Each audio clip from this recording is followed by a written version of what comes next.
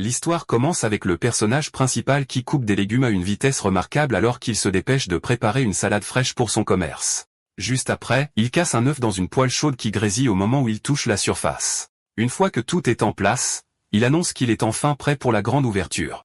À distance, un groupe d'hommes en costume observe son food truck, notant qu'il semble n'être qu'à quelques minutes de commencer le service. À peu près au même moment, une alerte à l'échelle de la ville concernant le food truck de Godaechon se propage instantanément, semant le chaos partout. Des gens dans un bus supplient le chauffeur de se dépêcher. Des professeurs quittent leur salle de classe en plein cours, se dirigeant directement vers le camion.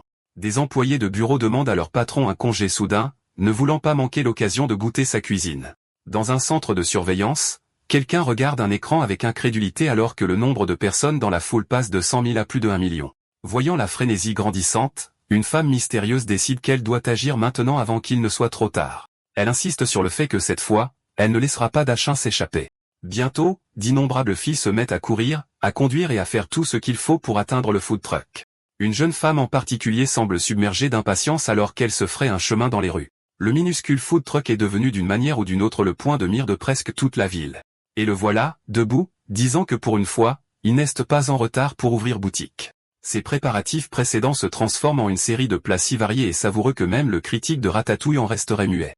Voici Godaechon, le héros de notre histoire et un véritable maître culinaire. Depuis son food truck, il salue l'énorme foule qui se précipite vers lui de toutes les directions. La foule explose d'excitation à la vue et à l'odeur de sa nourriture, et l'endroit est entouré d'une douce lueur rose. Il semble que le charme du cuisinier, et pas seulement le goût de ses plats, fasse partie de la frénésie. Mais avant toute cette scène, il y a un flashback de Doc, assis seul dans une pièce sombre, absorbé par son téléphone. Son écran est inondé de messages concernant des prêts et des paiements en retard. On découvre qu'il a perdu 300 millions de wons dans une arnaque promettant de gros profits en achetant des articles et en écrivant des critiques élogieuses. Un bulletin d'information confirme que des centaines d'autres sont tombés dans le même piège. Ce qui l'a le plus anéanti, c'est la douleur de s'être fait avoir, ce qui lui a finalement coûté son emploi. Se sentant désespéré, il a acheté une pile d'alcool pour noyer le poids de tout cela. Cette nuit-là, il a erré dans les rues enneigées, buvant seul, de plus en plus saoul. Puis, de nulle part, il a senti l'odeur de quelque chose d'incroyable provenant d'un petit food truck. L'enseigne indiquait « Godaechon ». Il a fouillé ses poches et a réalisé qu'il avait à peine assez de pièces pour quoi que ce soit. Le cuisinier a remarqué son air sombre et lui a demandé pourquoi il avait l'air si abattu. Mais l'homme ivre a répliqué sèchement, lui disant de ne pas faire comme s'il comprenait ses problèmes. Il a fusillé le chef du regard, ses yeux remplis de suspicion et de ressentiment. Le cuisinier, portant un bandana étiqueté Dakshin, a simplement ri et lui a offert des takoyaki gratuits, supposant que la faim était le vrai problème. Notre personnage principal bavait presque à cette odeur, même en doutant de la gentillesse de l'étranger. Pourtant, il a pris une énorme bouchée de la boulette de poulpe chaude et juteuse. Au moment où elle a touché sa langue, la saveur l'a frappé comme une explosion cosmique. La pâte moelleuse et le poulpe tendre l'ont projeté dans une galaxie imaginaire. La sauce et les garnitures l'ont enveloppé comme une voie lactée tourbillonnante. Il a eu l'impression qu'un univers entier fondait en lui, réchauffant une partie de son âme qu'il pensait avoir perdue. Le réconfort était si intense que des larmes ont coulé sur son visage. D'un ton enjoué, le chef lui a demandé ce qu'il en pensait. Pleurant ouvertement, l'homme a dit qu'il souhaitait pouvoir faire ressentir aux autres exactement ce qu'il ressentait à ce moment-là. Sentant le feu dans ses yeux, Dakshin lui a demandé ce qu'il attendait. Souriant avec bienveillance, le chef l'a invité à monter à bord du food truck. 3 ans ont passé, et le jeune homme a travaillé sans relâche pour rembourser la gentillesse de l'oncle Dakshin. Il garde une photo de son mentor dans le camion, ayant toujours l'impression que la dette dans son cœur ne pourra jamais être vraiment remboursée. Les réprimandes du vieux chef résonnent encore dans sa mémoire, un guide constant. Alors il jure que le nom de Godaechon deviendra célèbre dans tout le pays. Pendant ce temps, dans un quartier de luxe, un restaurant haut de gamme s'agite avec des serveurs se préparant pour un invité exclusif. 2 employés chuchotent entre eux, se demandant si quelqu'un pourrait vraiment louer un restaurant 3 étoiles entier. Cet invité est la fille unique du groupe SH, le conglomérat le plus riche du monde. Son nom est Namsie, et une armée de chefs et de serveurs se tient prête à la servir exclusivement. Sur leur téléphone, des images la montrent se rendant à l'école en hélicoptère et louant une île privée pour une pause l'après-midi. Le personnel envie sa vie extravagante, pourtant son expression alors qu'elle coupe son repas ne montre que de la frustration. Chacun de ses mouvements est jugé par ceux qui l'entourent, et le vide de sa routine lui pèse. Les plats posés devant elle n'ont aucune sincérité, seulement du luxe, seulement de l'argent. Puis quelque chose d'impensable se produit. Elle vomit soudainement la nourriture préparée par l'un des plus grands chefs du monde. En s'essuyant la bouche, elle réalise que la richesse ne peut combler le vide en elle. Elle pose sa fourchette, se sentant piégée dans une boîte de verre. Elle ferme les yeux, se sentant disparaître petit à petit. De retour au présent, la circulation de la ville est à l'arrêt. Dans sa voiture, Sie dit qu'elle ne peut pas respirer. Le chauffeur demande si elle veut ouvrir la fenêtre, mais elle se contente de sourire et d'écrire désolé sur la vitre avant de sortir. Dans un élan de grâce audacieuse, elle saute par-dessus les voitures et échappe à son chauffeur. Désespéré, l'homme appelle le chef Kim pour signaler que la jeune demoiselle s'est enfuie. Sie erre librement, se sentant enfin vivante. Elle laisse tout derrière elle dans la voiture pour éviter d'être suivie. Elle est déterminée à vivre comme la vraie Nam Sie est pour une fois. Pourtant, elle se demande combien de temps elle tiendra avec seulement quelques chèques, d'une valeur de 10 millions à chacun. En marchant dans la rue, elle aperçoit une annonce d'offre d'emploi. Le salaire est de 13 201 $ et 1 cent de l'heure, et elle décide d'accepter le poste. Au travail, elle accueille les clients avec un grand sourire. Bientôt, un homme immense s'approche, remettant en question l'offre un acheté, un offert. Elle le confirme calmement et lui remet les articles, le laissant stupéfait. Quelques instants plus tard, un homme ivre essaie d'échanger un poulet vivant contre une bouteille de soju. À la surprise générale, elle accepte le poulet sans hésitation. Un client inquiet lui demande si elle va bien alors que le magasin sombre dans le chaos avec le poulet qui court partout et des gens évanouis par terre. Elle répond avec un pouce en l'air. Le propriétaire sort alors en trombe et ordonne à tout le monde de partir. Il devient clair que Sie n'a pas bien travaillé et finit par être renvoyée de la petite supérette. Ailleurs, un autre patron la met à la porte parce qu'elle s'habille comme une héritière gâtée. Elle essaie à nouveau mais est rejetée une fois de plus. Entendant qu'il refuse de travailler avec quelqu'un comme elle, toujours déterminée, elle essaie ensuite un café du coin. Là, elle est confuse, ne sachant pas ce qu'elle a fait de mal puisqu'elle a essayé d'être polie et joyeuse. Elle prend son café et demande le prix, montrant au patron ses chèques. Sentant une opportunité, il prétend que la boisson coûte 60 millions de wons. Sie se fige, abasourdie par le prix ridicule. Elle s'excuse rapidement et sort en courant tandis que le barista la regarde, confus. Le patron remarque qu'elle a laissé les chèques et essaie de l'interpeller. Vaincue, elle s'effondre sur le trottoir, submergée par la difficulté de la vie pour les gens ordinaires. En pleurant, elle s'avoue qu'usant argent et sans statut, elle a l'impression de n'être rien. Puis une odeur alléchante lui parvient. Elle provient du food truck de notre protagoniste. L'arôme vient de pâtisserie en forme de poisson qui grésille. Il lui demande combien elle en voudrait, mais elle ne peut que le fixer, captivée par l'odeur. Juno pense que la fille a l'air un peu étrange de le regarder avec une telle intensité. Sie, d'habitude si confiante, est complètement sans voix. Gênée, elle explique qu'elle a été renvoyée de tous les emplois qu'elle a essayé et demande s'il accepte le crédit. Il refuse sa demande tandis que le fantôme de son maître marmonne qu'elle n'a même pas 5 wons sur elle. Son expression s'effondre, et une fois de plus, elle se sent impuissante. Cette vision rappelle au protagoniste son propre passé, quand il se sentait tout aussi inutile. Ému par ce souvenir, il l'invite à entrer dans le food truck, la surprenant. Il lui dit de commencer par faire une pâtisserie en forme de poisson. Elle tâtonne à travers les étapes et il la presse de se dépêcher, disant qu'il meurt de faim. Incertaine du processus, elle verse la pâte dans le moule de la manière qu'elle suppose être la bonne. Elle ajoute ensuite la garniture aux haricots rouges, en essayant de deviner la bonne quantité. Après avoir fermé le moule, elle attend anxieusement, priant pour avoir réussi. Mais sa première tentative se solde par un échec total. La pâtisserie sort brûlée, noircie au point d'être irrécupérable. Elle s'excuse, se sentant ridicule d'avoir échoué à quelque chose de si simple. À sa grande surprise, il ramasse la pâtisserie ratée et en prend une bouchée. Il dit que c'est encore mangeable, puis lui tend une seule pièce en paiement de son effort. Après cela, il lui demande si elle veut travailler avec lui puisqu'elle n'a pas de travail. L'héritière hésite, réfléchissant à cette offre soudaine. Comme elle ne répond pas assez vite, il dit qu'elle n'est pas obligée d'accepter. Mais Sie saisit alors sa main avec la pièce dedans et accepte avec un grand enthousiasme. Elle l'appelle Mademoiselle Duckchin dans son excitation, ravie d'avoir enfin quelque chose qui ressemble à un travail. Quand la journée se termine, elle rayonne en remerciant un client. Avec son aide, Juno réussit à vendre tout le stock du food truck. Elle demande alors avec empressement si elle a été utile. Il devient mal à l'aise, ne sachant pas comment répondre. Il lui montre la boîte de pâtisserie brûlée qu'elle a faite et lui dit que c'était juste moyen. Sie soupire de soulagement et promet qu'elle fera mieux demain. Il pense que peu importe comment elle l'appelle tant qu'il peut faire connaître le nom de son oncle dans tout le pays. Voyant qu'elle a froid, il lui offre sa veste pour le retour à la maison. Ce simple geste la touche profondément, et elle presse la veste contre son visage. Pendant ce temps, le fantôme de l'oncle Juno est ravi, fier que le protagoniste agisse en gentleman. De retour au camion, Juno lui propose de la raccompagner. Un silence gêné s'installe entre eux. Puis Sie avoue qu'elle a enfin trouvé un travail mais n'a nulle part où dormir. La révélation le choque, lui et le vieux fantôme. Il n'arrive pas à croire la vérité. Il n'aurait jamais imaginé qu'une fille habillée comme une célébrité puisse être sans abri. Il lui offre le salaire de la journée et lui dit de trouver un endroit où loger. Elle rougit vivement quand il lui donne l'argent. En la regardant, il pense qu'elle sait vraiment comment inquiéter quelqu'un. Sans plan précis, il conduit simplement le camion pendant un moment. Pour le dîner, il lui prépare des ramans. Il explique que les ramans sont tout ce qu'ils ont pour le moment. La jeune femme s'illumine d'excitation en tenant un petit chat. Elle se souvient d'un plat de nouilles aux fruits de mer sophistiqué qu'elle a mangé il y a longtemps. Elle dit qu'elle n'a mangé des ramans qu'une seule fois, et il suppose qu'elle était si pauvre qu'elle n'a pu se le permettre que cette seule fois. En réalité, elle n'a jamais mangé de nourriture simple à cause de régime strict. Elle serre le chat dans ses bras et commente qu'il ressemble beaucoup à Monsieur Junot. Il explique que le chat est juste un chat errant qui passe de temps en temps. Elle dit qu'elle pensait que cet endroit était un refuge pour lui, mais il révèle que c'est sa maison, la prenant complètement au dépourvu. Quand les ramans sont prêts, il lui tend un bol.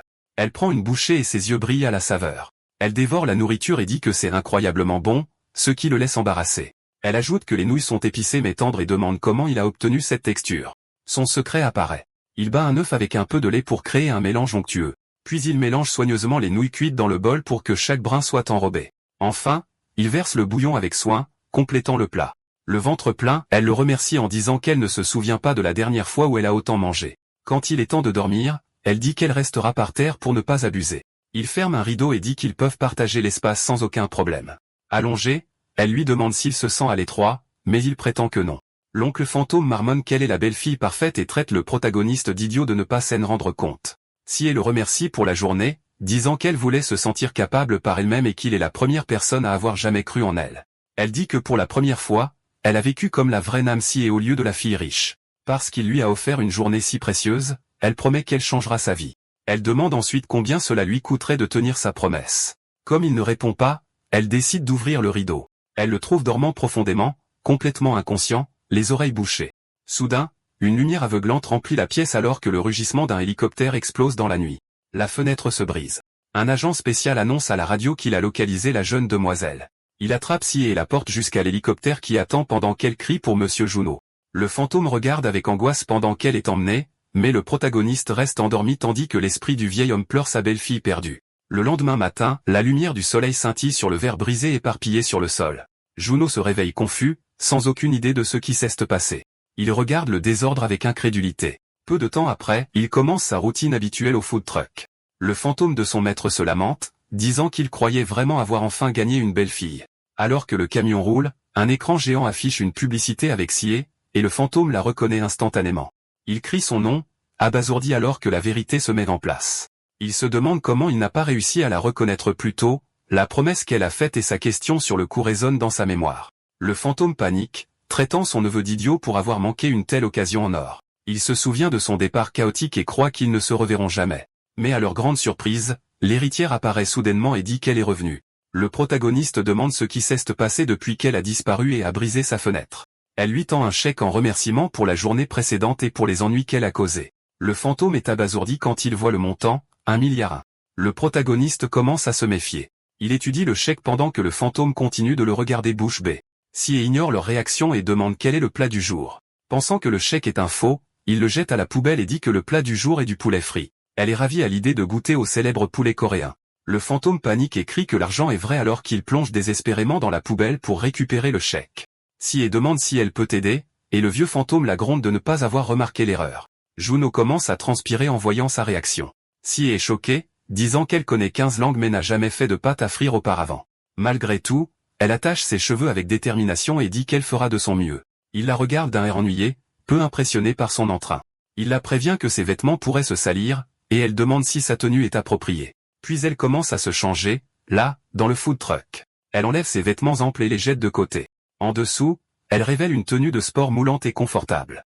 Le protagoniste devient tout rouge, stupéfait de voir à quel point elle est dénudée. Puis Sie prend un bol et en verse le contenu directement dans l'huile chaude. L'huile éclate violemment, la surprenant. Des morceaux de poulet volent dans les airs alors qu'elle crie face à l'explosion. Agissant rapidement, il la protège de son corps des éclaboussures d'huile. Il lui demande si elle va bien tandis que les gouttes chaudes éclatent autour d'eux comme des étincelles. Son cœur s'emballe alors qu'elle le regarde, se demandant quoi faire avec cet homme incroyable à quelques centimètres d'elle. Elle murmure son nom, complètement hypnotisée. Juste à ce moment-là, quelqu'un appelle Sie, détournant son attention. Sie est abasourdi et prononce le nom de sa mère alors qu'il reste figé dans ce moment d'intimité. Un flashback lui traverse l'esprit. Dans un studio d'enregistrement, quelqu'un annonce que la présidente du groupe SH est arrivée. Seon Hye-young, la mère de Sie, une femme intimidante et puissante. Sans perdre de temps, la présidente demande immédiatement où est passée sa fille, l'héritière Nam Sie. Un employé tremblant répond que la jeune demoiselle n'est pas encore arrivée et qu'elle est injoignable. D'un regard froid, la femme appelle la secrétaire Kim, et la fidèle assistante répond aussitôt. Eun-young décide de chercher personnellement sa fille disparue. De retour au présent, notre protagoniste sent l'atmosphère changer à l'extérieur du food truck. L'oncle Doc Shin, le fantôme, panique en réalisant que la présidente du groupe SH en personne est apparue. Plusieurs hommes en costume s'avancent soudainement pour maîtriser Doc. Il est maîtrisé en quelques secondes et forcé de s'agenouiller devant la redoutable présidente. La secrétaire Kim, droite et intimidante, demande si elle doit s'occuper de l'homme maintenant. La présidente ordonne à tout le monde de se calmer et dit qu'elle écoutera d'abord ce qu'ils ont à dire. Assise sur une chaise imposante comme si le monde lui appartenait, elle annonce qu'elle l'écoutera, peu importe l'excuse qu'il offrira. Elle ajoute même que ce pourrait être ses dernières paroles, ce qui terrifie Juno. Juno explique que lui et Sie ne font que travailler ensemble, insistant sur le fait qu'il n'y a rien de plus entre eux. L'héritière le soutient et dit que sa mère devrait croire ce qu'il dit. La présidente prend alors un morceau de poulet frit et demande curieusement combien il coûte. Il répond que c'est 10 000 wons, et elle réagit comme si c'était un prix exorbitant pour un seul morceau. Quand il essaie de clarifier, elle l'ignore complètement et se tourne plutôt vers sa fille avec un regard sérieux. Elle lui demande alors s'il sait au moins qui est la célèbre Nam Sie. Avec un air ennuyé, Doc répond qu'il n'a aucune idée de qui ça peut être. La mère de Sie suppose qu'il feint l'ignorance à cause de la différence de statut social entre eux. Sans adoucir son ton, elle lui demande sans détour s'il est amoureux de sa précieuse fille. Juno répond directement qu'il ne l'aime pas du tout. La présidente se tourne alors vers Sie et conclut calmement que ce doit être sa fille qui est amoureuse de lui. La colère dans les yeux, elle exige de savoir s'il a passé la nuit précédente avec sa fille. Sie rougit d'embarras alors que leur conversation devient plus intense. La présidente, accablée par la scène, s'évanouit soudainement, et la secrétaire Kim panique en la voyant s'effondrer. Agacée, Juno répète qu'il ne s'est rien passé entre eux la nuit d'avant. Quand elle reprend ses esprits, la présidente s'approche et lui demande s'il sort au moins avec sa fille. Il le nie, mais elle insiste et exige de savoir s'il a l'intention de l'épouser. Avec un mépris non dissimulé, elle dit qu'un vendeur de rue comme lui n'a même pas le droit d'imaginer une telle chose. Le protagoniste reste sans voix devant son arrogance. La présidente ordonne alors à la secrétaire Kim d'apporter quelque chose de spécial. La secrétaire ouvre une mallette remplie d'argent. L'héritière et l'oncle fantôme crient tous deux à la présidente d'arrêter cette folie. Elle offre calmement 10 milliards de wons, et l'esprit de l'oncle est si ravi qu'il commence déjà à l'appeler belle-maman. Les billets de banque volent dans les airs comme une pluie d'argent. Sie est horrifiée, cachant son visage en regardant le cou de sa mère. La présidente, quant à elle, garde son expression froide et perspicace, complètement imperturbable. Elle lui dit de prendre l'argent et d'épouser sa fille. Il reste là, perdu, bombardé par une proposition et une montagne d'argent juste devant lui. Sie est humilié et peut à peine lever la tête alors que les deux se regardent fixement. La présidente ignore le malaise et continue d'insister pour qu'il accepte l'argent. Voyant cela, Sie hurle à sa mère d'arrêter cette scène absurde. La présidente rejette ses protestations et, d'un ton moqueur, répète qu'il devrait épouser sa fille. Juno, transpirant nerveusement, répète le mot mariage avec incrédulité dans sa tête. Sie se cache derrière sa mère, mourant de honte face à ce spectacle. D'un air supérieur, la présidente fait remarquer qu'il y a une condition au mariage. Avant même de l'entendre, Juno déclare fermement qu'il n'est pas intéressé. La présidente trouve son défi amusant et lui dit de ne pas avoir si peur pour l'instant.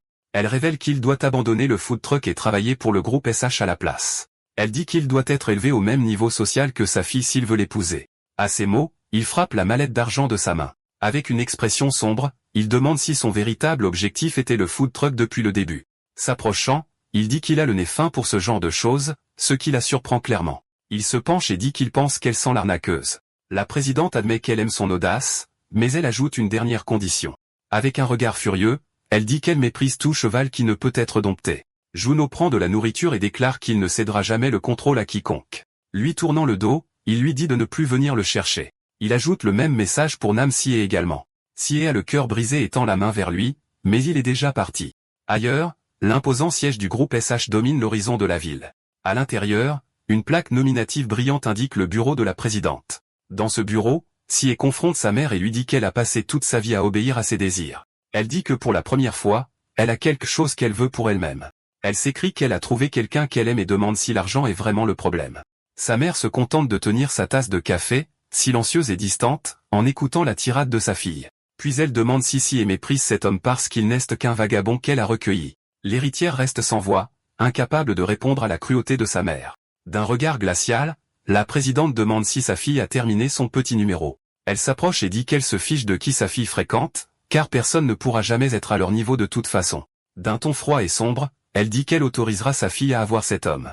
Elle ajoute que pour le garder, Si doit simplement s'assurer qu'il ne pourra plus jamais travailler dans ce pathétique food truck. Sa mère l'intimide, disant qu'elle doit obéir pour le bien du groupe SH et qu'elle doit faire ce qu'on lui dit, comme elle l'a toujours fait. Les larmes aux yeux, Si se sent acculée tandis que sa mère l'appelle une gentille fille. Pendant ce temps, la vie au food truck semble revenir à la normale. Le protagoniste parle à la photo de son oncle et dit qu'il a protégé le camion que son oncle a laissé derrière lui. Le fantôme se plaint qu'il a jeté 10 milliards de wons pour cette même entreprise. Les pensées de Juno retournent vers Namsie. Il se souvient à quel point elle lui ressemblait dans le passé, mais se demande si elle ne voulait que le camion après tout. Juno tapote la photo avec colère en réalisant qu'il a failli se faire arnaquer à nouveau. Regardant son propre reflet, il dit qu'il protégera le food truck de sa vie. À l'entreprise, la secrétaire Kim se jette contre une porte verrouillée, suppliant la jeune demoiselle de se calmer.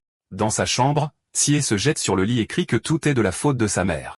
En larmes, elle insiste sur le fait que 10 milliards de wons ne signifient rien pour elle et sanglote parce que Juno lui a dit de ne pas revenir. Elle qualifie sa mère de terrible et manipulatrice, tremblant de peur à l'idée de ce qu'elle pourrait faire ensuite. Elle sent qu'elle doit le protéger d'une manière ou d'une autre. Puis elle se souvient du visage sérieux mais doux de Juno. Elle pense au moment où il l'a réchauffé avec sa veste et à ce moment intense qu'ils ont partagé dans le food truck. Les joues en feu, elle s'avoue qu'elle est déjà complètement amoureuse de lui. S'asseyant sur le lit, elle a soudain une idée.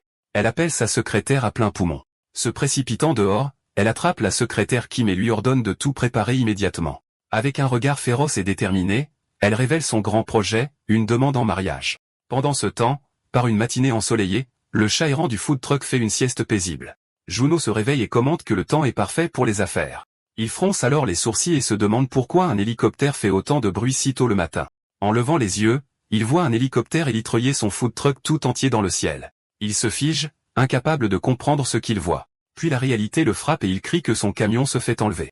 Paniqué, il hurle à l'hélicoptère de s'arrêter sur le champ, mais, bien sûr, personne n'écoute. Sans avoir le temps de réfléchir, il se met à sprinter après lui. Il se rend vite compte qu'il ne peut pas suivre et loue rapidement un vélo pour poursuivre le camion volant. Pédalant de toutes ses forces, il lutte pour ne pas le perdre de vue. Épuisé, il atteint un bâtiment et exige qu'on lui rende son camion. Alors qu'il regarde devant lui, il est complètement décontenancé par ce qu'il trouve. Un food truck flambant neuf se dresse là, un modèle monstrueux haut de gamme enveloppé dans un énorme ruban cadeau. Lentement, sa porte s'ouvre comme les rideaux d'une scène de concert. À son grand étonnement, Si apparaît à l'intérieur, vêtue d'une robe de mariée éblouissante. Elle l'appelle par son nom avec un regard amoureux et un sourire radieux. Elle dit qu'elle a préparé tout cela de tout son cœur, juste pour lui. Elle tire joyeusement sur le ruban géant autour du camion pendant qu'il reste là, sans voix. Sur le côté du véhicule, les mots « SH Dining Cruise » sont écrits en élégantes lettres dorées. Elle dit fièrement que c'est un food truck ultra luxueux construit spécialement pour lui. Elle s'approche et dit qu'à partir de maintenant, ils seront tous les deux ensemble à cet endroit. Furieux, il la plaque contre le mur et exige de savoir ce qu'elle a fait. Un flashback montre alors Si est dans une cuisine, portant un tablier et ressemblant à une femme au foyer. Elle essaie de couper des légumes mais n'a clairement aucun talent pour ça, jusqu'à ce que quelqu'un intervienne pour l'aider. Elle réagit avec surprise lorsqu'une paire de mains guide doucement les siennes. Juno apparaît derrière elle et l'assiste, tenant ses mains avec soin. Il lui dit d'un ton doux qu'il l'avait déjà prévenu de ne rien faire de risqué. Gênée, elle répond qu'elle voulait seulement être utile à Monsieur Juno. Doc l'étreint et dit que sa seule présence est déjà un cadeau. Dans un moment intensément romantique, il lui avoue son amour et ils partagent un baiser passionné, mais tout cela n'est qu'un rêve. En réalité, Si se penche et essaie d'embrasser la secrétaire Kim. La secrétaire se recule, confuse, et demande ce que cet homme a de si génial. Elle se souvient alors que les actifs les plus simples de la jeune demoiselle valent environ 900 milliards de wons. De plus, Si possède une collection d'art cachés estimée à 30 billions de wons ainsi qu'une station spatiale privée et des flottes de sous-marins secrets. La secrétaire a pratiquement une crise de nerfs en disant que comparé à tout ça, le pauvre Doc n'a rien d'autre qu'un minuscule petit food truck. Si explique que Juno a comblé un vide en elle que rien d'autre n'avait jamais pu combler. Elle dit que de tout ce qu'elle possède, rien n'était vraiment quelque chose qu'elle voulait. Maintenant, pour la première fois, elle a quelque chose qu'elle désire vraiment, et elle déclare qu'elle n'a aucune intention de le perdre, quoi qu'il arrive. Elle pense que le moment passé avec lui dans le food truck était de la pure magie, un moment où son statut n'avait aucune importance. Elle croit que dans ce petit espace, elle a découvert une sorte de bonheur que l'argent ne peut jamais acheter. Elle insiste sur le fait qu'elle a préparé tout cela pour elle-même, simplement parce qu'elle veut être heureuse. Elle ajoute que, bien sûr, elle a aussi l'intention de faire de Monsieur Juno l'homme le plus heureux du monde. Se comparant à Cendrillon, elle promet qu'elle changera tout pour lui et le transformera en un vrai prince. Elle dit qu'il ne devrait pas s'inquiéter et que tout ce qu'il a à faire, c'est d'enfiler les pantoufles de verre et de venir à elle. Son conte de fées se brise la seconde suivante lorsqu'elle est ramenée à la réalité. Juno écrase nonchalamment les pantoufles de verre sous son pied sans aucune hésitation. Avec une expression sombre, il tend la main, se rapprochant. Toujours furieux, il la maintient immobilisée et exige de savoir ce qu'elle a fait de son food truck d'origine. Il lui dit de ne pas souiller le nom de son oncle en l'associant à ce nouveau camion tape à accent grave l'œil. Si est complètement dépassé et lui demande pourquoi il agit de la sorte. La secrétaire Kim perd son calme et lui crie dessus pour avoir traité la jeune demoiselle si brutalement. Juno se souvient du reportage sur l'arnaque qui lui a tout coûté par le passé. Il explique qu'il sait exactement comment les gens utilisent des mots doux comme appât pour escroquer les autres et tout leur prendre. Il déclare fermement qu'il refuse de tomber à nouveau dans le même piège, ce qui laisse la secrétaire perplexe. Il se tourne vers Sie et dit que peu importe qu'elle soit une héritière ou autre chose. Il montre le nom de son oncle sur le camion et déclare qu'il n'a aucune intention de l'abandonner. D'un regard de défi, il se frappe la poitrine et leur dit d'essayer de lui prendre son food truck. Sie rougit et commence à se demander ce qu'il voulait vraiment dire par ces mots. Elle réalise que pour lui, peu importe qu'elle soit riche ou non. À cause de cela, elle interprète complètement mal ses propos, se convainquant qu'il parlait de son cœur et non du camion. Tout s'éclaire dans son esprit, et elle devient soudainement incroyablement pleine d'espoir. Le protagoniste les regarde toutes les deux avec une expression sérieuse. À présent, Sie est entièrement amoureuse de lui. Après cela, Juno retourne au travail, se concentrant sur la préparation de ses fameux corn dogs.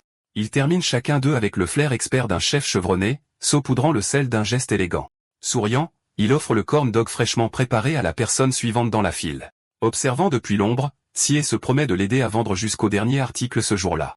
Il trouve toute la situation suspecte, mais il ne peut nier que les affaires sont florissantes. Malgré tout, il commence à remarquer quelque chose d'étrange chez les clients. L'un d'eux fait l'éloge de la nourriture à haute voix avant même d'en prendre une bouchée, ce qui éveille instantanément ses soupçons. Déguisé, Sie le voit scruter les environs, clairement à l'affût de tout ce qui est louche. Tandis que le chat somnole tranquillement à proximité, Juno choisit d'ignorer la foule étrange et appelle le client suivant. L'héritière s'avance et déclare qu'elle va tout acheter, mais il la reconnaît immédiatement.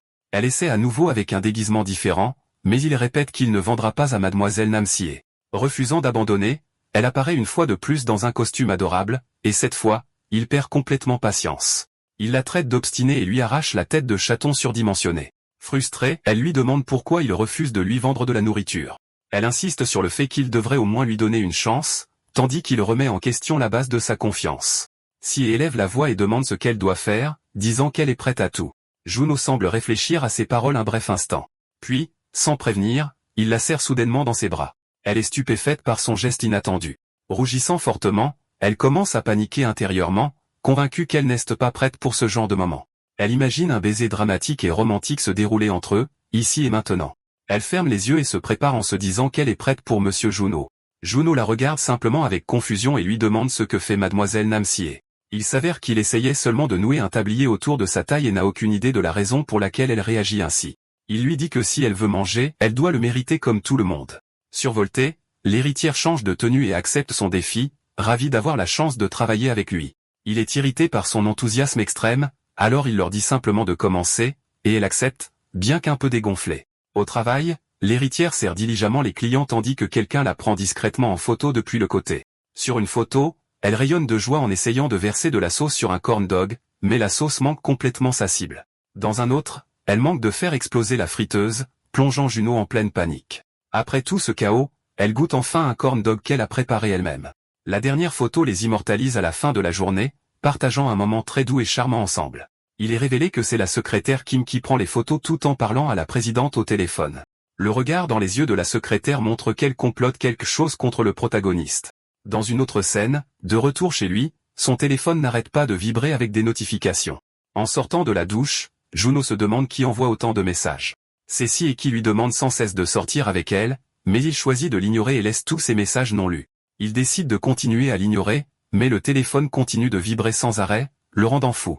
Agacé, Juno se dirige finalement vers son ordinateur et ouvre un nouvel email qui vient d'arriver. En voyant le résultat dans le mail, il bondit de sa chaise, son ordinateur portable à la main. À son food truck, il célèbre bruyamment car il a remporté l'enchère pour l'emplacement de vendeur au parc d'attractions. Peu après, il est là, au parc, préparant des glaces avec une habileté impressionnante. Le tourbillon de glace, le sirop de chocolat et la cerise rouge vive semblent irrésistibles, devenant le clou de la journée. Le protagoniste dit alors que tout est prêt et qu'il peut enfin commencer, mais il trouve étrange que le parc d'attractions soit complètement vide. Pour ne rien arranger, l'heure d'ouverture est déjà passée et pas un seul client n'est apparu. Il se demande si la raison est la météo, pensant qu'il va peut-être pleuvoir. Puis Sie se matérialise soudainement derrière lui et lèche la glace qu'il tient. Avec un sourire, elle prononce son nom et lui dit qu'elle est heureuse qu'il soit enfin arrivé. Il est stupéfait et lui demande comment elle a réussi à le trouver. Une lumière s'allume dans son esprit, et il commence à soupçonner la vérité. Les yeux plissés, il demande si le parc d'attractions appartient également au groupe SH. Sie secoue la main en signe de dénégation et lui dit qu'il a tort. Elle révèle alors qu'aucun autre client ne viendra aujourd'hui, ce qui le met en fureur. Elle jette de l'argent en l'air et dit fièrement qu'elle a loué tout le parc d'attractions juste pour eux. Elle ajoute que si elle fait ça pendant tout le mois, seule elle pourra lui acheter des choses. En entendant cela, il réalise qu'il est complètement piégé, et elle lui adresse un sourire triomphant. Le tenant toujours par le poignet, elle lui dit joyeusement de ne se concentrer que sur elle aujourd'hui. Elle le traîne à travers le parc vide comme si elle le guidait dans leur propre monde privé. Au loin, la secrétaire Kim observe tout se dérouler et dit qu'elle interviendra pour la présidente. Mais la présidente répond qu'elle s'occupera elle-même des ordres et demande à la secrétaire Kim de ne pas s'en mêler. Puis elle demande si la secrétaire ne lui fait pas confiance. Pleine de frustration, la secrétaire Kim serre le poing si fort qu'elle frappe le mur et le fissure. Avec une détermination ardente, elle dit qu'elle prouvera sa valeur à sa manière. Sur un manège voisin, elle pense que le protagoniste est la source de tous les problèmes et que supprimer les menaces est son devoir. Elle décide qu'elle doit neutraliser le danger avant que les choses n'empirent. Elle conclut que pour éliminer la menace, elle doit le séduire. Elle se souvient avoir dépensé 5 millions pour un cours de séduction professionnelle, se sentant confiante car elle maîtrise toutes les théories relationnelles existantes. Pendant ce temps, le protagoniste, complètement inconscient, transpire nerveusement sous son regard intense. Alors que le manège prend de la vitesse, elle dit que la première étape est de maintenir un contact visuel constant, s'agrippant à la barre de sécurité dans une pose bizarre tout en le perçant du regard. Alors que les montagnes russes plongent, elle continue de le fixer sans cligner des yeux. La secrétaire Kim crie d'excitation alors que le manège accélère. Sie rit joyeusement et crie son nom avec un pur bonheur. Sur un autre manège, la secrétaire l'attrape par derrière, appliquant sa technique de contact physique. Lors d'une attraction aquatique, ils sont tous les trois trempés, et la secrétaire pense que son plan est parfait. Sie crie qu'elle passe le meilleur moment de sa vie. Ensuite, trempé, le protagoniste voit Sie brandir une photo qu'elle a prise de ce moment. Elle dit que c'est le moment parfait pour quelque chose qu'elle voulait et le tire par la main. Bientôt, ils apparaissent vêtus d'uniformes scolaires pour une séance photo classique de parc d'attractions.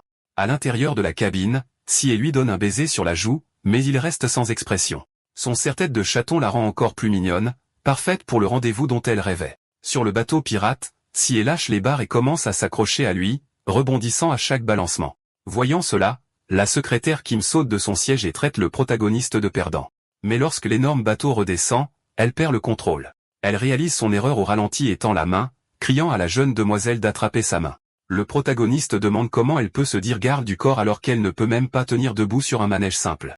La secrétaire Kim, furieuse, exige de savoir ce qu'il vient de dire. Dans sa rage, elle lui saisit le bras. D'un mouvement rapide, elle le fait basculer par-dessus son épaule et le plaque au sol. Hébété, il demande si elle ne venait pas de lui dire de lui tenir la main. La secrétaire tire alors Si près d'elle et se demande pourquoi il n'est affecté par rien. Elle ne comprend pas pourquoi ces techniques de séduction échouent si lamentablement. Elle insiste sur le fait que ses théories sont parfaites et se demande ce qui n'a pas fonctionné. Le plan étant ruiné, elle décide qu'il est temps de passer au plan B, agrippant le volant du manège de toutes ses forces. Elle commence à le faire tourner à vitesse maximale. Si pousse des cris de joie, appréciant la rotation extrême du manège. Mais le protagoniste a le vertige et la supplie d'arrêter. Son plan est simple. Le désorienter puis le submerger pour pouvoir réinitialiser ses pensées. Le manège tourne si violemment qu'il devient une véritable tornade. Juno et Si crient de panique alors qu'il tourbillonne. Excédé, le protagoniste saisit les poignets de la secrétaire et lui dit d'arrêter sa folie. La secrétaire Kim se fige parce qu'il lui tient soudainement les mains. Il la regarde d'un regard profond et ininterrompu, et elle sent son cœur battre follement. Sa poigne ferme et son regard intense font que sa propre théorie se retourne contre elle de manière spectaculaire. Elle devient complètement rouge et s'envoie face à son contact inattendu. Il dit qu'il a le vertige, et elle se demande si c'est elle qui est en train de tomber amoureuse de lui. Il lui dit de lâcher prise, mais elle refuse, et il la prévient qu'il va être malade si elle continue. Elle réalise qu'il a presque inversé tout son plan et pense qu'il n'est pas un homme ordinaire. Puis elle jette un regard de côté et pense que la jeune demoiselle ne doit absolument pas le voir comme ça. Se sentant nauséeuse au parc d'attractions, la secrétaire Kim la soutient et s'excuse pour l'état de la jeune demoiselle. Il semble que Juno les suive à travers le parc. Soudain, Si devient horriblement embarrassée par ce qui vient de se passer. Elle essaie de rejeter la faute sur la secrétaire Kim pour le gargouillement bruyant de son estomac, mais Juno l'a déjà clairement entendu. La secrétaire accepte à contre-cœur la faute, mais Juno sait parfaitement que c'était Si. La secrétaire Kim rougit de colère et de honte face à la situation. L'héritière annonce alors qu'elle va aux toilettes et demande à Juno de l'attendre. Pendant qu'il attend, Juno prend un pistolet joué à un stand voisin. La secrétaire Kim le défie à un jeu de tir, proposant un pari. Il lui lance un regard ennuyé, clairement peu intéressé. Il vise et lui demande ce qu'elle veut vraiment avec ça. Restant direct, la secrétaire arme son propre pistolet et dit qu'elle sera franche. Elle lui dit de choisir l'une des deux options qu'elle va lui présenter. Elle énumère la première option comme étant de passer l'arme à gauche, puis révèle la seconde. Elle lui propose de tomber amoureux d'elle, ce qui le laisse abasourdi. La secrétaire Kim se tient au stand de tir avec le fusil pointé droit sur sa tête. Elle lui dit calmement de choisir, affirmant qu'il doit soit mourir, soit tomber amoureux d'elle. Il se raidit, le pistolet du jeu toujours en main, et demande dans une confusion totale de quoi elle parle, pensant que l'arme pointée sur lui semble effroyablement réelle. Elle répond d'une voix froide qu'elle lui permettra de l'apprécier, mais seulement s'il garde ses distances avec la demoiselle. Il abaisse son propre pistolet sur son épaule et grommelle que tout le monde dans cette famille semble désespéré de le repousser. Il ajoute que même si elle livrait un camion rempli de mademoiselle Namsie, il n'en aurait aucune utilité, leur demandant de simplement l'embarquer. Il commence à dire qu'il ne voudrait jamais d'une femme qui ne se soucie que de son camion, mais avant qu'il ne puisse finir, elle appuie sur la gâchette. La détonation soudaine le fige alors qu'il regarde le projectile foncer vers lui, se demandant avec horreur si elle a vraiment tiré une vraie balle. Sa fureur s'enflamme alors qu'elle répète ces mots et crie qu'il dit ne pas avoir besoin de leur demoiselle. La balle en caoutchouc le percute et le fait tomber à genoux. Se tenant le haut du bras, il hurle que son épaule le fait terriblement souffrir, mais quand il vérifie sous sa chemise, il réalise avec stupéfaction que rien ne semble endommagé. Elle recharge le fusil et explique que c'est une balle en caoutchouc utilisée pour le contrôle des émeutes, bien qu'elle ajoute que lui faire perdre l'usage de ce bras de façon permanente n'est pas hors de question. Elle se penche plus près et l'avertit que c'est sa dernière chance, puis exige bruyamment qu'il admette qu'il l'aime bien. Fixant le canon, il pense sombrement qu'elle est complètement cinglée. Il détale soudainement, décidant qu'ils doivent partir maintenant. D'autres tirs claquent derrière lui pendant qu'il court. Namsie apparaît devant, saluant joyeusement et appelant Monsieur Juno. Il fonce en avant, l'attrape et la tire dans ses bras, présentant des excuses rigides et disant que mademoiselle Namsie devrait lui pardonner ce contact soudain. Elle rougit, parvient à articuler un oui tremblant, puis halète lorsqu'il la soulève et l'emporte. La secrétaire Kim crie qu'il prend la demoiselle en otage en les regardant disparaître, grognant d'exaspération tout en l'exhortant silencieusement à continuer. Elle regarde sa silhouette s'éloigner avec la demoiselle et pense qu'il devrait courir, Juno. Puis elle se redresse et décide intérieurement que si elle ne peut pas la voir, elle le brisera tout simplement. Plus tard, dans un bâtiment scolaire hanté, l'oncle Doc Chin salue le duo, leur souhaitant la bienvenue et déclarant qu'ils sont entrés dans les salles maudites, non pas qu'ils puissent le voir de toute façon. Dans le couloir rouge sombre, Namsie s'accroche au bras de Juno et lui demande s'il a enfin accepté de sortir avec elle. Il répond que pour l'instant, elle devrait juste rester près de lui, pensant qu'ils peuvent se cacher ici et gagner du temps. Rougissant, elle murmure son accord. Au-dessus d'eux, une caméra pivote, et sur sa tablette, la secrétaire Kim regarde la vidéo, remarquant qu'elle n'arrive pas à croire qu'il soit entré dans cet endroit de son plein gré, un endroit qu'elle avait personnellement modifié plus tôt. Elle décrit que la maison hantée est l'attraction la plus célèbre du parc et note que pour leur demoiselle, avec ses réflexes et ses compétences athlétiques, ce n'est rien de plus qu'un jeu d'enfant. Juno marmonne que ça n'a pas l'air si terrible juste avant que tout le décor n'explose. Si dit que c'est parce que la maison est extrêmement réaliste. Il se demande s'ils vont survivre.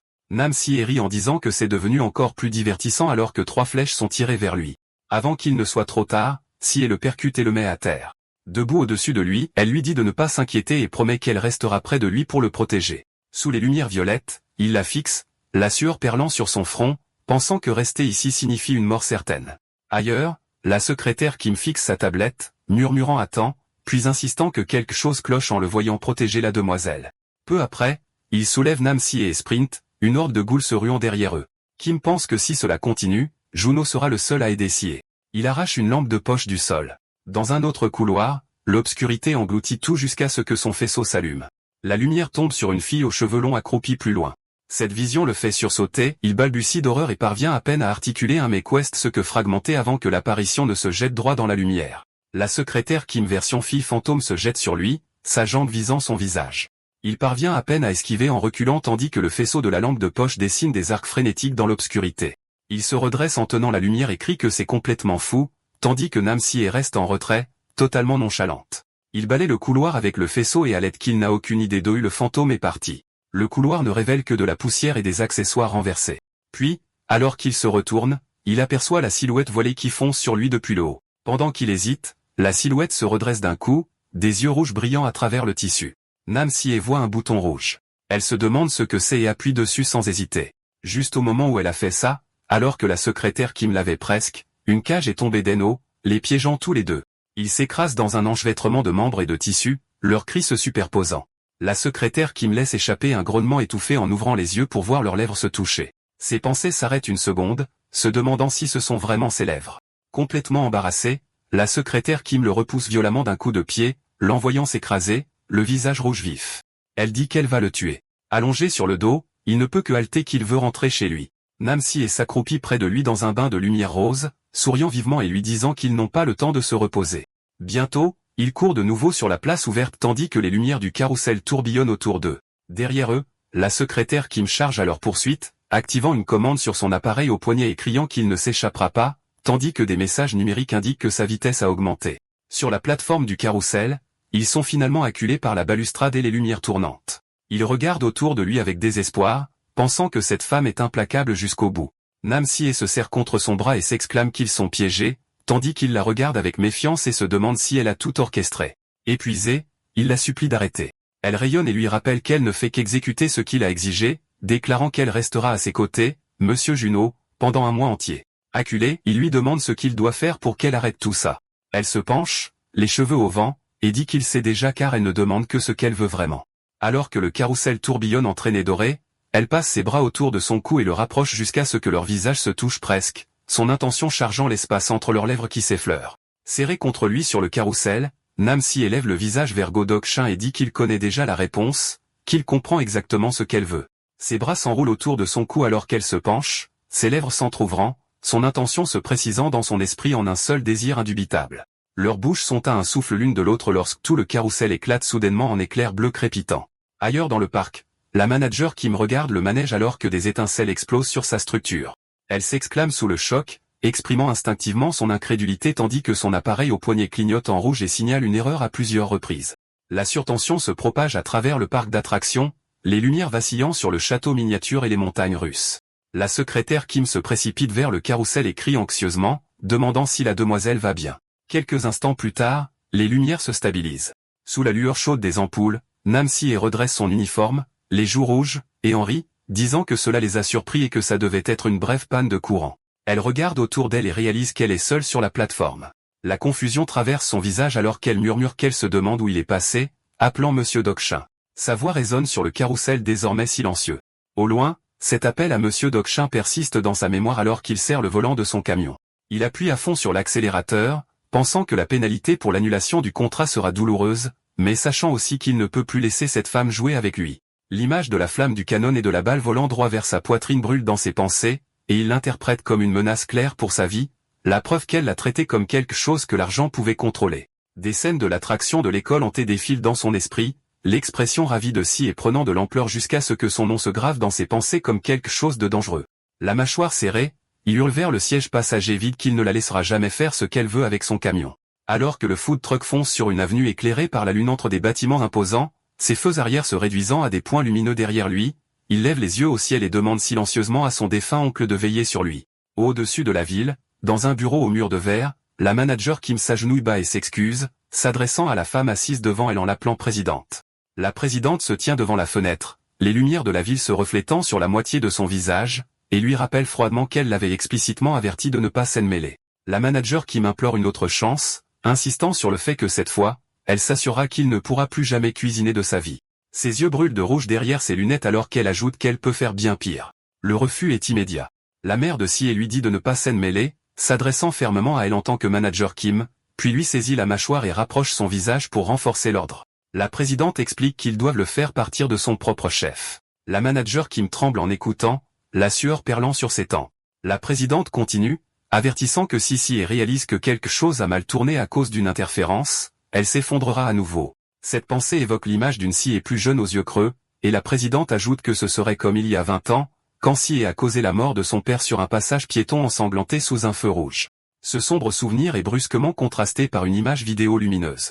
Une Sie joyeuse, portant une casquette marquée SH, mort dans un sandwich et sourit à la caméra tout en faisant la promotion énergique du food truck de Go-Dok-shin. Elle ignore que le passé qu'elle porte façonne maintenant un jeu dangereux autour de l'homme qui le possède. Le food truck de Juno se trouve parmi les stands du festival universitaire. À l'intérieur, il regarde une pizza au pepperoni cuire alors que la croûte cloque et que le fromage bouillonne. Il la goûte et murmure qu'elle est réussie. Des pétales flottent dans l'air alors qu'il réfléchit que l'incite du parc d'attractions était malheureux, mais qu'au moins il a réussi à obtenir une place au festival universitaire. Il balaie la foule du regard et remarque que les étudiants universitaires ravivent de vieux souvenirs, pensant brièvement à l'époque où il était l'un d'eux. Il se force à arrêter, se rappelant que ce n'est pas le moment de s'attarder sur le passé. Un client demande une part de pizza au pepperoni. Juno répond que ce sera une part alors qu'il se tourne pour servir, puis s'arrête en plein mouvement avec un petit bruit de surprise. Une jeune femme familière s'avance et l'appelle par son nom, lui demandant s'il est bien Juno Opa. Il la reconnaît comme étant Park Hyori et remarque qu'elle était collégienne, bien qu'il se corrige en admettant que c'était il y a des années. Il ajoute que ça lui fait bizarre de penser qu'elle est déjà étudiante à l'université car pour lui, elle n'a pas changé. Yuri rougit en le regardant, se cachant à moitié derrière le livre pressé contre sa poitrine, pensant que Opa est toujours le même. Juno fait un geste vers le garçon à côté d'elle et lui demande si c'est son petit ami. Hyori panique et le nie rapidement, expliquant que c'est seulement un ami, son camarade de classe du département de design de mode, Shine Soyeon. Juno lui offre une part et l'encourage à goûter la pizza qu'il a faite. Hyori hésite et dit qu'elle est au régime, donc elle ne prendra qu'une seule bouchée. Au moment où elle croque dedans, elle réagit immédiatement, s'exclamant que c'est délicieux. Ses pensées se dissolvent dans l'umami savoureux de l'huile jaillissant du pepperoni salé, les épices parfumées fondant ensemble, et les couches de fromage liant toutes les saveurs en quelque chose de bouleversant. Yuri agrippe la part comme si le goût lui-même la tirait par des fils invisibles. Elle chancelle légèrement, pensant avec alarme que la pizza continue de la tirer. Elle gémit qu'elle est censée être au régime, pourtant son corps se penche en avant contre sa volonté. La sensation s'intensifie jusqu'à ce que ses pensées se fixent entièrement sur le pain. Dans son imagination, la croûte devient une marée dorée, croustillante à l'extérieur et moelleuse et dense à l'intérieur, la saveur salée devenant plus forte à chaque bouchée. Submergée, elle lâche que c'est injuste qu'un pain ait un goût aussi bon. Elle se retourne vivement vers le comptoir, les joues rouges, et demande avec enthousiasme à Juno Opa depuis quand il cuisine, disant que c'est incroyablement délicieux.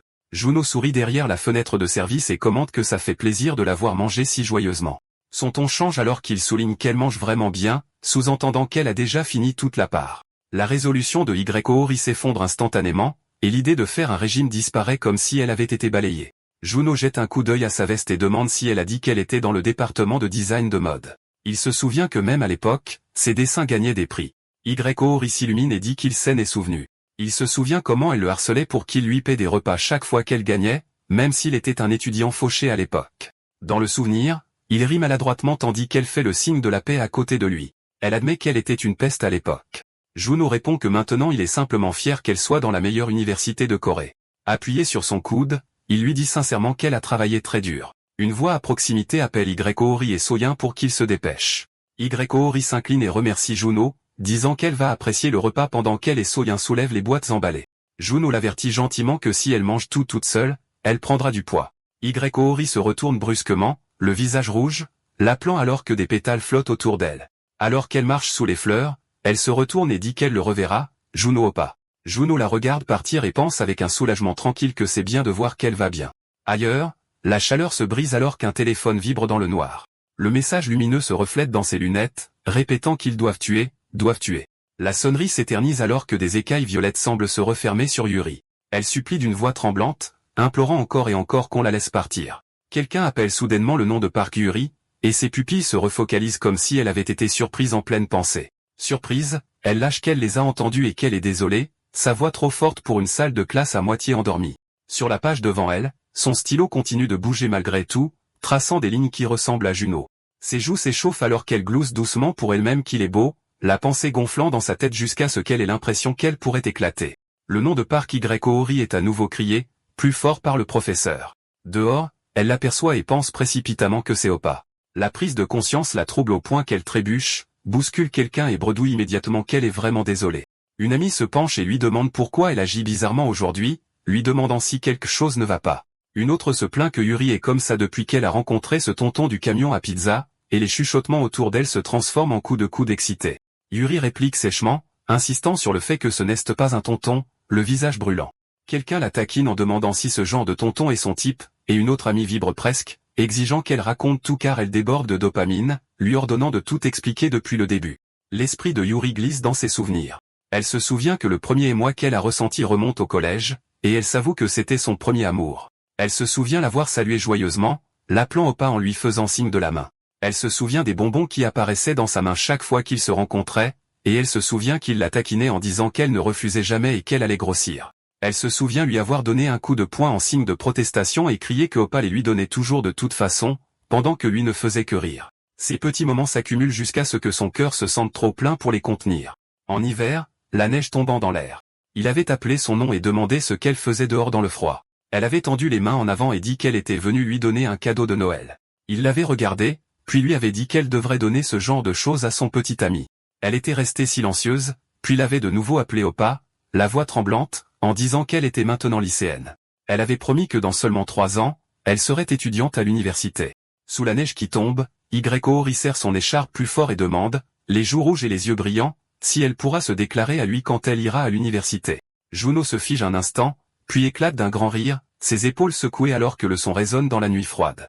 Yori s'agite d'embarras et se plaint que c'est trop, et il intervient rapidement, se frottant la nuque en s'excusant encore et encore, disant que ça fait quand même plaisir à entendre. Tout en parlant, il pense qu'il est naturel d'aimer le garçon d'à côté, et il essaie de garder un ton doux en lui disant que, pour l'instant, elle devrait se concentrer sur ses études et faire attention à ne pas attraper froid.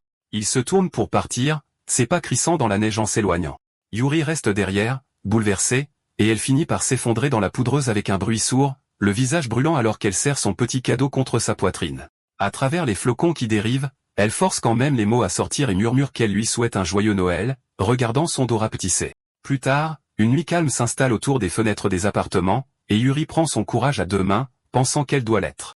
Même s'il a soudainement disparu un jour, ne laissant derrière lui que le silence et des traces éparses, son cœur refuse de l'oublier. Dans son esprit, son nom résonne clairement, Juno, et elle admet qu'il était son premier amour. Le temps passe jusqu'à l'orange chaud d'un autre soir. Le food truck brille sous le soleil couchant, et il accueille un client avec un salut décontracté. Yuri apparaît de nouveau devant lui, plus âgé maintenant, tenant 2 canettes fraîches, et elle lui demande s'il a un moment. Il s'assoit côte à côte, et elle commente qu'il fait encore frais la nuit, et il acquiesce sans détourner le regard de l'horizon. Sa main glisse vers une boîte soigneusement emballée, et elle hésite avant de demander, prudemment, si Opa a une petite amie. Il répète le mot comme pour le tester, puis pense qu'avec cette chouchée ou je ne sais quoi qui surveille constamment son food truck, il ne peut pas s'embêter avec des choses comme des petites amies. Yuri se penche en avant avec insistance et demande si ce n'est pas le cas. Et quand il répond, elle explose d'un oui éclatant, à bout de souffle. Elle se redresse, serrant le cadeau plus fort, et déclare qu'elle est maintenant étudiante à l'université. Il la regarde, confus, et elle continue précipitamment, disant que ce qu'elle veut dire, c'est que Yuri serre la boîte emballée à 2 mains, les joues rougissantes, alors qu'elle force les mots à sortir et dit qu'elle ressent toujours la même chose, qu'elle aime toujours Opa. Mais avant qu'elle ne puisse finir sa phrase, un rugissement violent déchire le ciel, un hélicoptère descend, les pales fendent dans l'air, projetant au loin feuilles et poussière. Yori chancelle alors que le vent la percute, les yeux écarquillés de choc. Dans le chaos, Sie se penche depuis le côté ouvert de l'hélicoptère, les cheveux au vent, les yeux fixés sur Dokshin. La vision de Yori se brouille alors qu'elle la reconnaît et pense au nom de Namsie. Juno serre la mâchoire, la sueur perlant, alors que la femme rit à bout de souffle et l'appelle aussi Juno Opa, exigeant de savoir pourquoi encore et encore, sa voix aiguë et frénétique. L'hélicoptère recule et s'approche, passant un bras autour de Juno avec une aisance étudiée. Elle rit joyeusement et dit que se rencontrer ici comme ça doit être le destin. Il lui demande comment elle a trouvé cet endroit, ce à quoi elle répond que c'est en fait l'école supérieure qu'elle fréquente. Yori, le visage pâle et choqué, demande quelle est leur relation. Juno se raidit alors que Sie lève 2 doigts de manière enjouée et déclare qu'ils sont fiancés, ajoutant un petit cœur comme si c'était évident. Yori se fige. Ses pensées se brisent alors qu'elle réalise qu'il n'a pas de petite amie, mais une fiancée. Elle se demande pourquoi elle appelle Juno Monsieur Dokshin et se demande, incrédule, s'il a changé de nom. Juno se pince l'arête du nez et expire, disant que c'est une longue histoire et que tout cela n'a aucun sens. Yori force un rire tremblant et demande si c'est une blague, si Opa et elle plaisante. L'expression de Sie se durcit alors qu'elle se penche et déclare calmement que ce n'est pas une blague, demandant s'il y a une raison pour que ça ne marche pas. Elle étudie le visage de Yuri puis demande directement si par hasard elle aime Monsieur Dokshin. Yori sursaute, stupéfaite, laissant échapper un petit bruit de confusion. Dokshin se tourne brusquement et dit que Sie raconte encore n'importe quoi aujourd'hui. Il explique que quand il était étudiant, Yori était encore collégienne, qu'il était voisin et qu'ils se voyaient souvent et sont devenus proches. Dans l'obscurité de l'esprit de Yori, les mots résonnent. Elle pense qu'elle sait, le suppliant intérieurement de ne pas finir ses mots. Comme une prière pour qu'il ne dise pas ces choses, Dokshin termine en affirmant fermement que Yori est comme une petite sœur pour lui, ignorant le tourment intérieur qu'il cause à Yori. Yori continue de retourner la pensée dans sa tête. Elle se demande quelle histoire ils sont les seuls à partager, quelle distance existe entre eux, et pourquoi, de toutes les personnes possibles, il faut que ce soit Namsie. La prise de conscience lui serre la poitrine de colère. D'une voix déjà cassée, elle marmonne qu'elle va partir la première à cause d'un devoir. Elle ajoute qu'elle le verra plus tard et l'appelle au pas, puis s'enfuit sans se retourner, laissant Juno là avec Sie. La scène s'estompe et passe au jour suivant. Près du food truck de Juno sur le campus universitaire, son chat se prélasse à proximité. Sie s'approche avec une expression exagérée de chiot et dit qu'elle a faim. Juno soulève une part de pizza et lui demande si elle aime la pizza. Elle répond qu'elle a une fois mangé une pizza dans un restaurant gastronomique italien 3 étoiles, mais qu'elle n'a pas du tout aimé. Croisant les bras, Juno lui dit que ça veut dire qu'elle n'a jamais vraiment mangé de bonne pizza. Sie s'illumine à ces mots et lui dit avec enthousiasme de lui en préparer une délicieuse. Mais Juno, cependant, a autre chose en tête. Il lui tend un tablier, et elle demande si elle doit vraiment travailler pour la mériter. Il répond en disant qu'il n'y a aucune raison qu'il la lui donne simplement et demande ce qu'elle a de si spécial. Elle commence immédiatement à énumérer ses traits, disant que ses yeux sont jolis, son nez est joli, et continue encore et encore jusqu'à ce que Juno en ait clairement assez de ses pitreries. Il lui dit de se concentrer. Il explique que la pizza commence par la pâte, bien qu'ils utiliseront une pâte qui a déjà fermenté. Pendant qu'il parle, Sie grignote nonchalamment l'un des ingrédients, ce qui pousse Juno à la gronder et à lui dire de ne pas le manger. Il commence la première étape en saupoudrant de la farine sur la pâte et en la faisant tourner pour l'étaler uniformément. Pendant ce temps, Sie fait n'importe quoi et perce un trou à travers sa propre pâte. Juno tend la main, prend les siennes, et guide ses mouvements, expliquant qu'étirer la pâte à la main est plus difficile que ça en a l'air. La proximité fait rougir Sie, et elle demande rapidement quelle est la prochaine étape. Juno se penche plus près de son visage et fait une démonstration en faisant tournoyer la pâte en l'air. Il explique que l'utilisation de la force centrifuge aide la pâte à s'étaler uniformément. Un groupe de femmes se rassemble autour du food truck pour filmer les talents impressionnants de Juno en matière de pizza. Il dit ensuite à Sie d'essayer elle-même, mais quand elle le fait, la pâte et les ingrédients volent partout. Ensuite, ils ajoutent les garnitures et glissent la pizza au four pendant 10 minutes. Bientôt, la pizza bacon pomme de terre avec supplément mayonnaise est prête. Sie prend une bouchée et l'apprécie clairement, décrivant comment la pâte moelleuse et élastique remplit sa bouche. Elle dit que le bacon et les quartiers de pommes de terre éclatent de saveur, tranchant avec l'acidité piquante et le piquant de la sauce tomate spéciale. À la fin, elle ajoute que le fromage et la mayonnaise écrasent tout ensemble, lui donnant l'impression de commettre un péché contre son corps. Malgré cela, elle admet que la poussée de dopamine ne s'arrête pas et que c'est incroyablement bon. Elle dit ensuite à Juno de la regarder, et une fois de plus, elle se met à faire l'idiote, cette fois avec des fils de fromage. Juno pousse un soupir las. Juste à ce moment-là, quelqu'un demande une part de la pizza aux pommes de terre. Il emballe rapidement une part et dit que le timing est parfait car elle vient juste d'être cuite. Quand il mentionne que ça coûtera 3500 onces, la femme demande s'il va vraiment la faire payer. Juno a l'air confus jusqu'à ce que la femme sourie et l'appelle par son nom. Il réalise finalement que la femme qui se tient là est Park Yoori. Sie s'accroche au bras de Juno et remarque que la femme est la même que celle qu'elle a vue la veille. Yoori lance un regard furieux à Sie, pensant qu'elle ne peut pas rester les bras croisés et la laisser lui voler son oppa. Juno s'excuse, disant qu'il n'a pas reconnu Yoori parce qu'elle a tellement changé. Yoori enroule ses cheveux et demande timidement s'ils sont trop courts ou s'ils ont l'air étranges. Juno lui dit qu'elle est jolie, et Yoori est troublé, pensant que c'est injuste qu'il le dise si nonchalamment. Au même moment, Sie demande à Juno si elle est jolie aujourd'hui, et il lui répond sans détour que non. Yoori s'irrite, sentant que Sie gâche le moment. Elle tire le bras de Juno plus près de sa poitrine et dit qu'elle va l'aider. Sie fait immédiatement de même, prétendant qu'elle est bien meilleure à ça que Yuri. Avant que les choses ne dégénèrent, la secrétaire Kim apparaît derrière Sie et lui rappelle qu'elle a un rendez-vous avec son conseiller pédagogique. Sie écrit le nom de Juno alors qu'elle est emmenée de force, tandis que Yuri lui fait joyeusement au revoir, ravie d'avoir maintenant Juno pour elle toute seule. Juno dit à Yuri qu'il la paiera en pizza.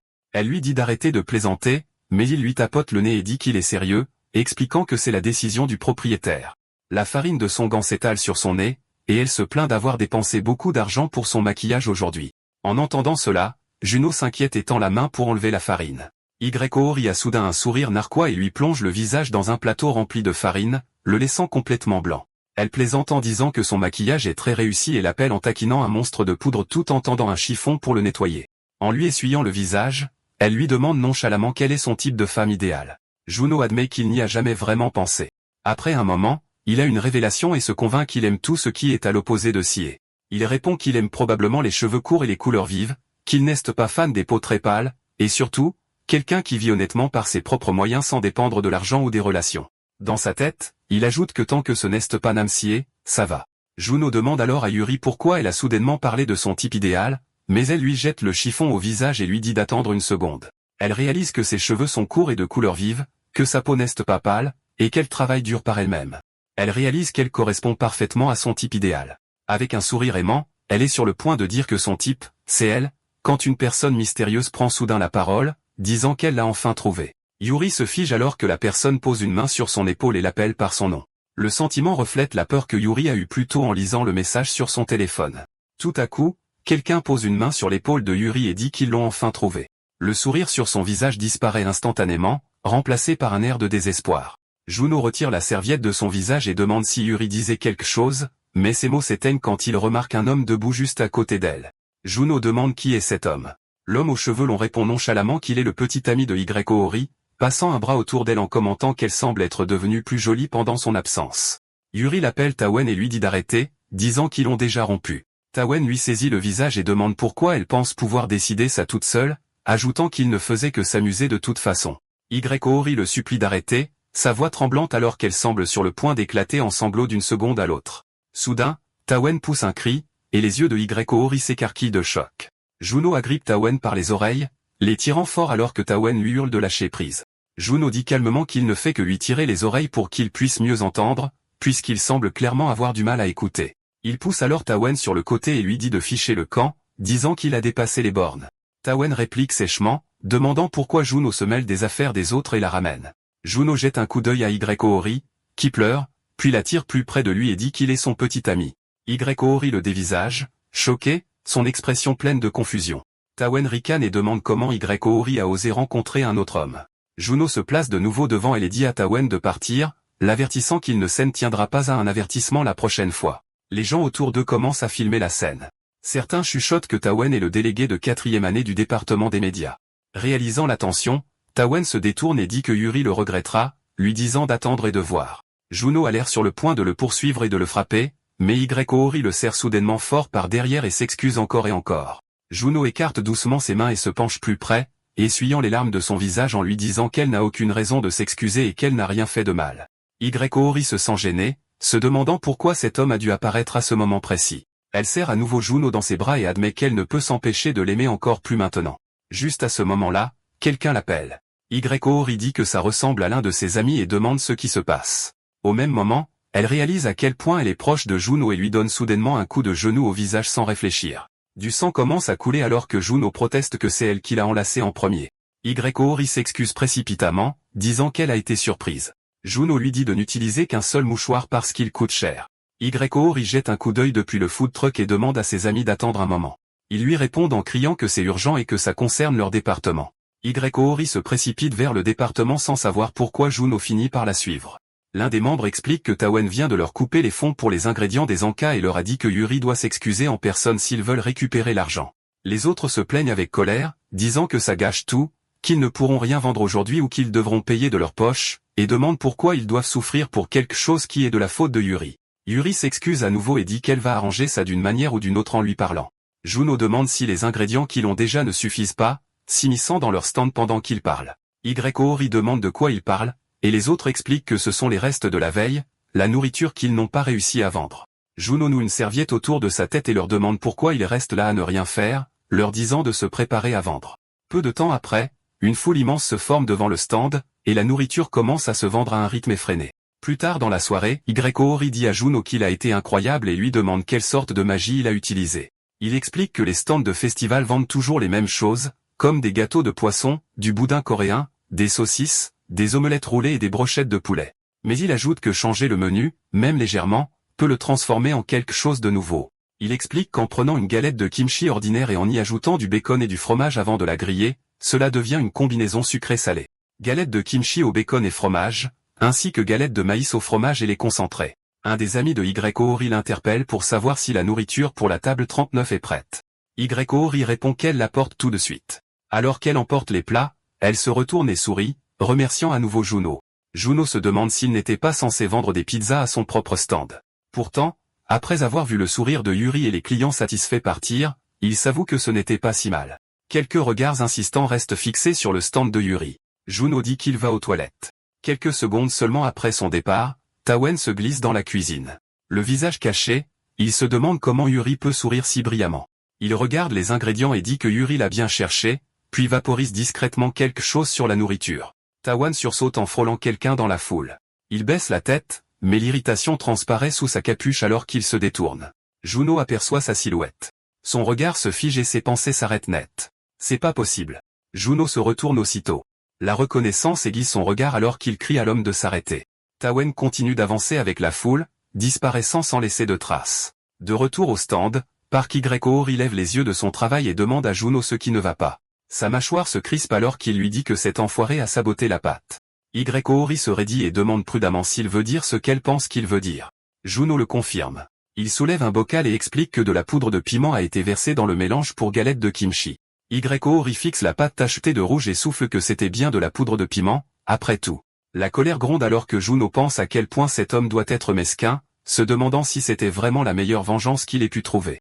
Elle souligne que c'est quand même un grave problème car c'était leurs derniers ingrédients. Elle demande comment ils sont censés vendre quelque chose qui a déjà l'air terriblement épicé. Le bras de Juno se crispe, disant que Tawen a dépassé les bornes en sabotant la nourriture et sort un couteau de cuisine. Hyori lui dit rapidement de se calmer. Il baisse le regard sous son bandeau, jurant silencieusement de ne pas laisser passer ça. Dehors, Tawen aux cheveux longs penche une canette en arrière, buvant à grande gorgée alors que le liquide froid coule sur son menton. Il marmonne que c'est rafraîchissant et regarde vers les stands de nourriture illuminés, se demandant pourquoi Juno n'a pas encore fermé.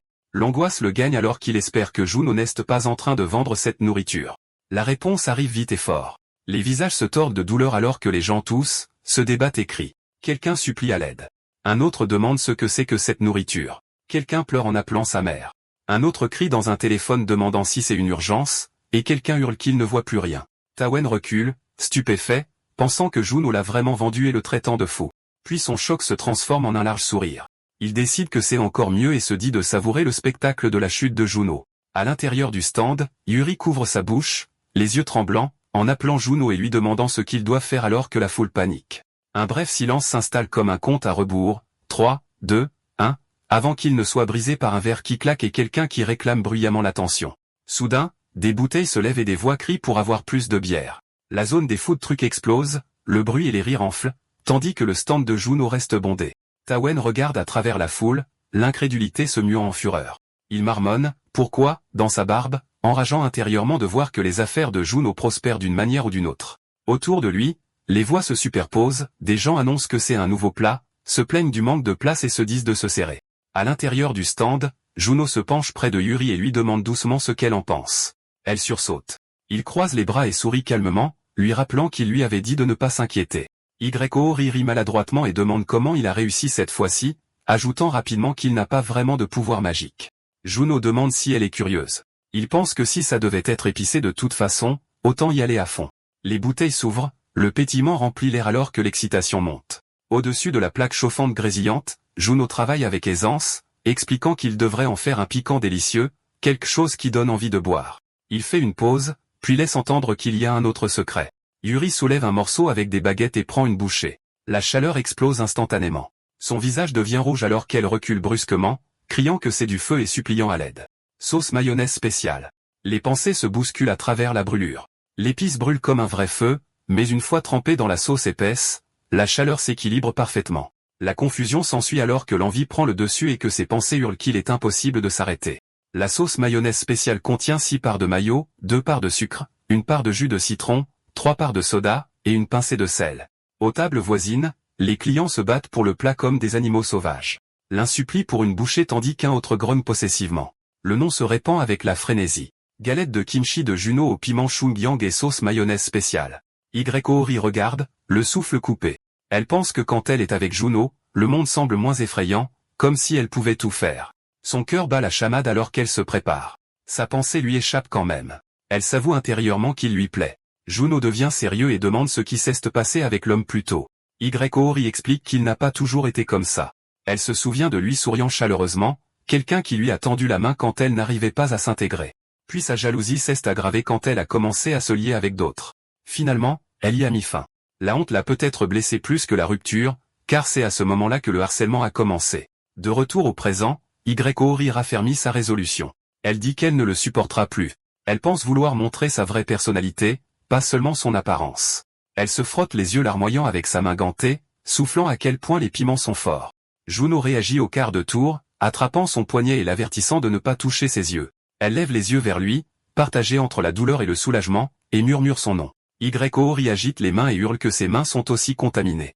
Juno-sen rend compte tardivement et s'excuse. À proximité, les gens chuchotent avec enthousiasme, se demandant ce qui se passe entre eux et s'ils sortent ensemble. Quelqu'un pose une question sur le pizzaiolo et est immédiatement corrigé. À une table en désordre, Tawen s'affale, bredouillant en état d'ivresse qu'ils sortent ensemble. Il jure amèrement de voir comment Ori vivra sans lui. La foule éclate de stupeur. De retour au stand, les gens piaillent, taquinant Ori sur ses goûts et admettant que Juno est beau. Les questions fusent sur son âge et sa situation matrimoniale. Yuri rougit violemment, se couvrant le visage et se demandant quoi faire. Elle s'excuse intérieurement. Juno admet qu'il a lui-même commencé ce mensonge et marmonne que c'est aller trop loin. Il sert calmement à boire, élève la voix et dit à tout le monde de se détendre car il voit qu'ils ont des questions. Il annonce une after-party et promet des réponses s'il gagne un jeu à boire, les appelant les petits jeunes. Le chant explose instantanément alors que les gens crient à tout le monde de boire. Le jeu s'intensifie avec des chants d'animaux rythmés.